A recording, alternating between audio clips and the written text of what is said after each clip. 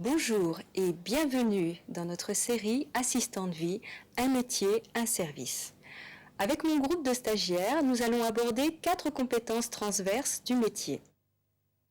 Aujourd'hui, les pratiques d'hygiène alimentaire et domestique.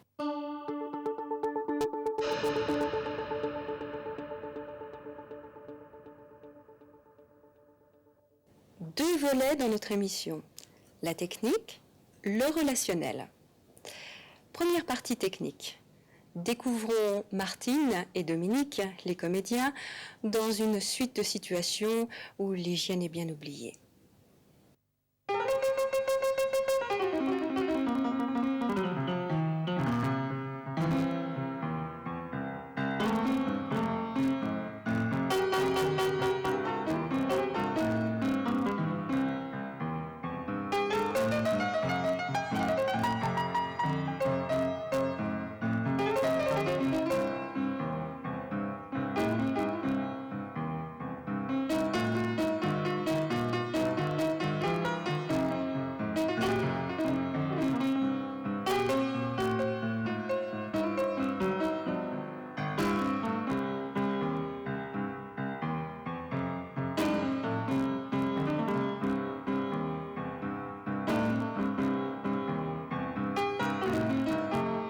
Tu as remarqué aussi quand il nettoyait la table avec la main qu'il a pris les tétines du biberon pour le bébé. Oui. Là, elle était pas... Et quand elle a pris l'éponge, qu'elle a nettoyé le parterre et qu'elle l'a repositionné pour laver l'assiette, c'était pas une règle d'hygiène du tout.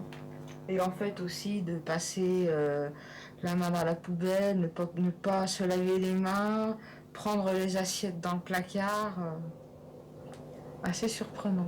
Ce qui m'a surpris, c'est quand elle épluche les pommes de terre et qu'elle se passe la main dans les cheveux. Analysons les risques pris.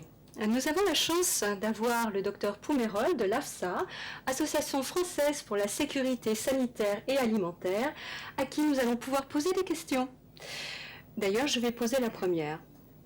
Docteur, est-ce que vous pouvez nous dire quel type d'aliments sont susceptibles d'être contaminés et comment? Donc tous les aliments sont susceptibles d'être contaminés par des micro-organismes et de provoquer ensuite des accidents. Mais il faut bien distinguer, on distingue généralement les aliments d'origine animale et qui sont susceptibles d'être plus contaminés initialement, que ce soit la viande, les œufs ou les produits laitiers, des produits végétaux qui sont moins contaminés initialement. Mais ensuite, il y a également les procédés de fabrication qui vont influer et qui vont permettre aux micro-organismes de se développer. Alors là aussi, les aliments d'origine animale sont plus sensibles au développement des micro-organismes que les produits d'origine végétale. Alors, les principales bactéries à l'origine d'accidents alimentaires sont les Clostridium perfringens et Clostridium botulinum, les salmonelles, Listeria monocytogenes et Staphylocoque. En ce qui concerne les salmonelles, c'est des bactéries qui provoquent une forte fièvre et de la diarrhée. Et ces bactéries, elles peuvent se trouver dans à peu près tous les aliments, mais en plus grande fréquence dans les aliments d'origine animale. Listeria monocytogenes provoque des accidents très graves puisqu'il s'agit de méningite et d'avortement chez les femmes enceintes. Les principaux aliments à l'origine d'accidents par listeria sont les fromages et les produits de charcuterie. Comment éviter ces dangers? Quand il s'agit d'aliments cuits, il faut appliquer des cuissons suffisamment importantes pour détruire ces bactéries. Et en ce qui concerne la conservation, il faut respecter la chaîne du froid et respecter les dates limites de consommation, c'est-à-dire consommer les aliments avant les dates indiquées sur les emballages. Mais pourquoi faut-il se laver les mains aussi souvent? Les mains sont un vecteur de contamination fécale, c'est-à-dire qu'elles vont, c'est un moyen de transmettre certaines bactéries ou virus depuis notre intestin jusqu'aux aliments et contaminer les aliments et transmettre certaines maladies. Les mains sont aussi un vecteur de contamination à partir de la sphère rhinopharyngée.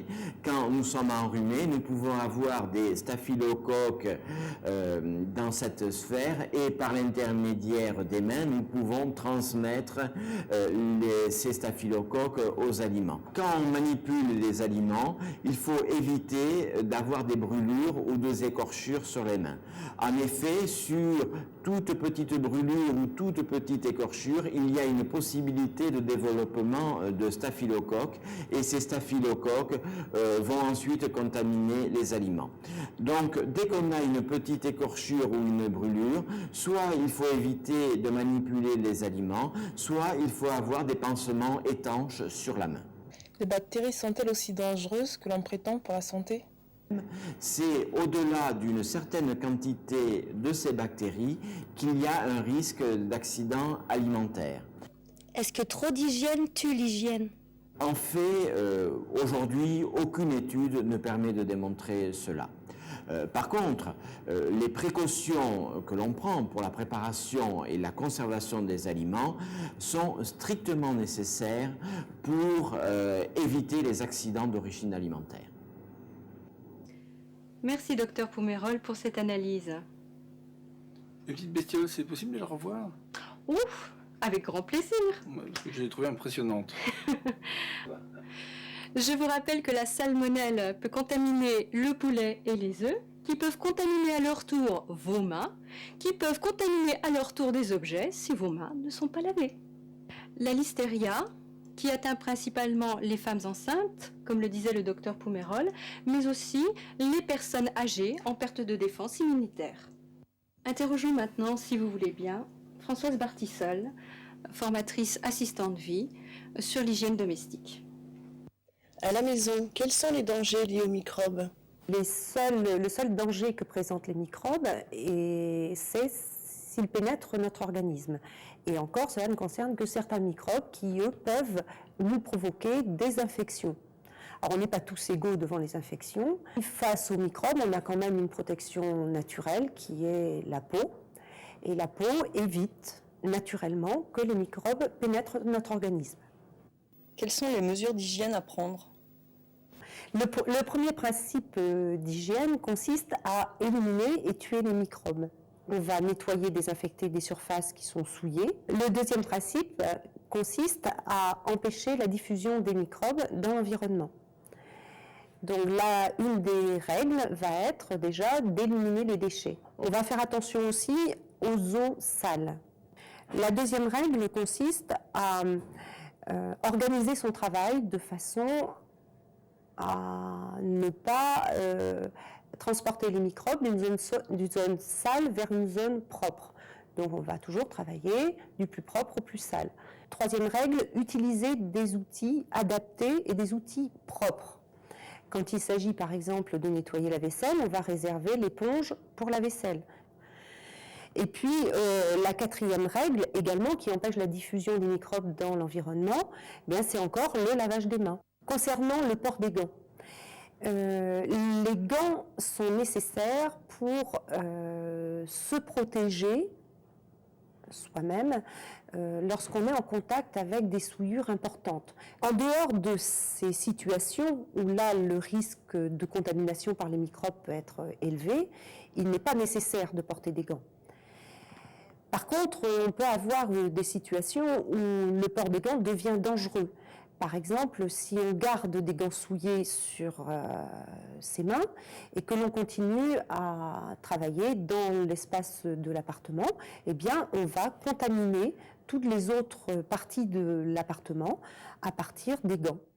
Qu'est-ce qu'une bonne désinfection? Alors, désinfecter veut dire tuer des microbes. Alors, comment est-ce qu'on tue les microbes? On a deux possibilités. On peut tuer des microbes par la chaleur, c'est ce qui se passe lorsqu'on fait, par exemple, des conserves familiales, hein. C'est aussi ce qui se passe lorsqu'on lave du linge à la machine et qu'on fait bouillir le linge, qu'on le lave aux 90 degrés et plus. Là, effectivement, on a une action de la température qui vient tuer les microbes. La deuxième façon que l'on a de les tuer, c'est un procédé chimique, c'est-à-dire d'utiliser un produit chimique qui va tuer le microbe. Ces produits chimiques-là, qui sont tueurs de microbes, s'appellent des désinfectants. Et le terme antibactérien est souvent sous-entend qu'il y a une désinfection. Or, seul le mot désinfectant ou les normes bien inscrites sur l'emballage garantissent l'efficacité de la désinfection. Et il y a risque à utiliser un peu à tort et à travers des produits dits antibactériens. Alors, quand est-ce qu'il faut faire une désinfection? Eh bien, par principe, on va désinfecter toute surface ou tout textile qui aura été souillé par des sécrétions biologiques. Sécrétions biologiques, il n'y en a pas 50 000. Contamination par le sang, donc d'une surface ou d'un textile contaminé par du sang, contaminé par des crachats, contaminé par des vomissures, contaminé par des selles ou contaminé par des urines. En dehors de ces cas, il n'y a pas lieu d'effectuer de la désinfection. Après notre partie technique, nous allons maintenant aborder la relation entre la personne aidée et l'assistante de vie. Je vous propose de regarder un clip qui sera interprété par nos deux comédiens, puis de réagir par un travail en sous-groupe sur ce clip. Il sera lui-même ensuite commenté par une psychologue du travail. Alors comment ça va ce matin? Vous avez bien dormi? Pas eu de problème particulier? Vous savez, à mon âge, j'ai un peu froid. Hein? Je suis peut-être un petit peu enrhumé. Allons bon. Bon, moi je vais commencer par votre vaisselle. Après, je ferai votre chambre, les toilettes. Et puis après, je ferai les sols. Vous avez renversé votre café ce matin? Vous savez que c'est dangereux si vous glissez. Bon. Je vais prendre votre produit, celui que je vous ai acheté, qui sent si bon. Je trouve qu'il nettoie parfaitement. Est-ce qu'il fait bon ce matin? Si vous aviez ouvert votre fenêtre pour aérer, vous auriez senti comme il fait doux dehors. D'ailleurs, ce n'est pas bon de ne pas changer l'air d'une pièce. Hein? Ça pourrait sentir le renfermer. Aujourd'hui, on est mardi. On va changer les draps. Comme ça, vous serez bien au propre. Vous avez encore pris mon torchon à vaisselle pour vous essuyer les mains. Je suis tout de même chez moi, quand même.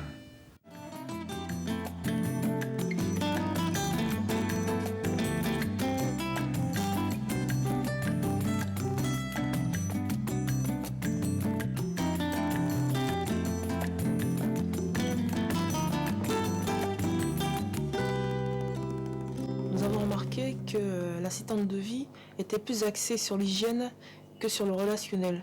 Il n'y avait pas du tout d'empathie. Nous avons aussi pu constater que l'assistante de vie infantilise la personne âgée. Donc par rapport à la séquence que nous venons de voir, nous assistons à une assistante de vie qui fait passer prioritairement le versant technique de sa profession. Elle passe à côté de ce que souhaite avoir comme attention la personne aidée et rentre dans quelque chose qui serait plus un monologue pour meubler peut-être le silence plutôt qu'un dialogue. Donc la personne aidée a l'impression d'être envahie dans son territoire, de ne plus être maître chez elle, et ce qu'elle souhaite par-dessus tout, c'est une attention soutenue en plus des tâches qui sont à exécuter. Les pratiques d'hygiène n'empêchent pas forcément de pouvoir avoir cet échange. Il y a donc de la part de la DV à rectifier la notion d'espace et de temps pour pouvoir faire ce qu'elle a à faire et conserver le contact humain tel qu'il doit se dérouler. Passons à notre deuxième situation. Ça a l'air bon tout ça. Oh, ça moule l'appétit. Hein?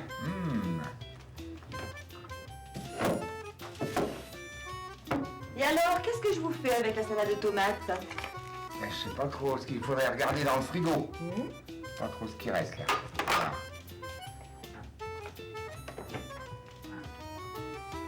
Il vous reste des œufs. Ah ben, Il y en a 4. c'est bon. Ah oui, mais ils sont périmés d'avant-hier. Qu'est-ce que vous en pensez? On va pas les cacher, hein? Qu'est-ce qu'on pourrait se faire avec ça? Une omelette, tiens. Donc une omelette. Et comme légumes? Bah, comme légumes, Eh bien, des haricots. Ah ben, Ça vous conviendrait comme ça? parfaitement. Ben, c'est parti. Allez, c'est parti. Et très bien, très bien, très bien. Ben, il manque plus que le dessert. Hein, le dessert. Un bon petit dessert, là, qu'est-ce qu'on pourrait donc faire? Vous apportez un bout de tarte que j'ai faite pour l'anniversaire Oui. de mon fils. Le petit Gaëtan? Regardez comme elle est. Pour ses 5 ans. C'est très bien, très bien. On Mais a l'air voilà. bon, hein? Voilà un bon repas. Ouais. Bien équilibré avec Oh, ça. ça me fait plaisir, ma petite Martine, merci, hein. Oh, je vais me régaler. Oh, très bien, ouais, très bien. Dans mon restaurant. Nous voyons que l'assistante de vie fait preuve de manque d'hygiène fondamentale et surtout, et qu'elle est un petit peu trop familière avec la personne aidée. Contrairement à tout à l'heure, cette fois nous avons pu voir que l'assistante de vie a bien su développer le côté relationnel, mais qu'elle occulte toutes les règles d'hygiène élémentaires. Nous assistons donc dans cette deuxième séquence à une assistante de vie qui a exactement l'attitude inverse. Elle va faire passer sa bonne volonté, le plaisir de la personne accompagnée, en oubliant complètement les normes d'hygiène de base et en ne se rendant pas compte qu'il peut y avoir des risques alimentaires qui peuvent être peut-être au départ bénins, mais peut-être peuvent aller jusqu'à des malaises beaucoup plus graves. Donc il s'agit pour elle de mettre en avant une conscience et une responsabilité professionnelle pour pouvoir et d'un côté se rendre compte qu'il y a des normes de base en liaison avec la propreté, l'évacuation d'aliments périmés, de tout un tas de choses qui ne doivent pas rentrer dans la mise en place d'un repas, sous couvert simplement de satisfaire les besoins de cette personne, de lui faire plaisir. Il faut que la personne aidée se rende compte qu'il y a des choses qui sont bonnes pour elle et d'autres qui le sont moins, et d'éveiller ainsi son sens à ces pratiques d'hygiène. Vous faites toujours votre toilette au lavabo, monsieur Lantier? C'est depuis le temps, je suis habitué maintenant, hein. Ça fait plusieurs mois que vous avez votre douche maintenant. Vous l'avez toujours pas essayé? C'est pas que j'ai peur, mais j'arrive pas à me décider. Et si vous n'avez pas peur, avec la barre, la poignée et le tapis antidérapant, ça va aller. Et puis vous aimez bien l'eau, vous. La douche, ça a un côté très relaxant, vous savez. Ah oui, je sais bien, mais je sais pas. Je sais pas pourquoi, je sais pas. Ça vous ferait moins de fatigue, et puis vous pourriez vous rincer plus facilement et plus complètement. Alors demain, ce soir, je m'y mets demain. Dans ce cas, on contactera les soins à domicile alors. Dans cette séquence, l'assistant de vie a une bonne écoute, un bon relationnel, une bonne hygiène, mais elle aurait pu lui proposer de le mettre en sécurité puisqu'ils sont dans une salle d'eau. Elle aurait pu lui proposer de s'asseoir afin de lui apporter un confort supplémentaire. Dans cette troisième séquence, l'assistante de vie a une attitude complètement ouverte. Elle souhaite faire comprendre à la personne aidée qu'il serait bon qu'elle prenne une douche plutôt que de se laver au lavabo, et elle argumente dans le sens d'un gain de temps, d'une sensation plus agréable et d'un déplacement peut-être de sa fatigue. Ce bien-être supplémentaire ne dévalorise pas l'image de soi de cette personne aidée, lui permet de déplacer ses habitudes, d'aller au-delà de ses peurs et aussi de laisser de côté une appréhension face au fait de dévoiler son intimité corporelle. Elle va donc mettre en avant une sécurisation maximale de la situation au niveau de la douche et en même temps respecter la pudeur de cette personne aidée pour lui faire comprendre cette notion d'hygiène qui est à mettre en place. Il n'y a plus de contrainte ni de culpabilité, la reformulation est bien équilibrée et l'objectif recherché est atteint.